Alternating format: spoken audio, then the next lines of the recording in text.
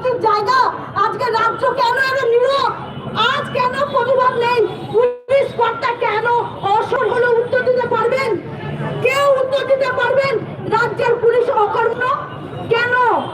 Police তুমি জবাব দাও, এবার জবাবের সময়, এবার উত্তর দাও। আজ এটার এখানে শেষ নেই। এর আগে তোমরা ধনঞ্জয়কে দেখেছো। প্রশাসন তুমি এইভাবে নিরুত্তর হতে পারো না।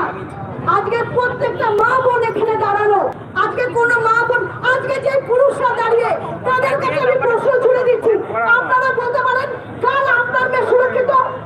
বলুন হাত তুলে, কাল আপনার মেয়ে সুরক্ষিত? সুরক্ষিত নয় কেন? প্রশ্নটা আমার কেন? কোন ছেলেকে শুনেছেন 10টা মেয়ে মিলে রেপ করেছে? কেন হয়নি? আমাদের সেই নজরিয়া নেই। আমরা ভাইকে ভাই বলি, আমরা ভাইকে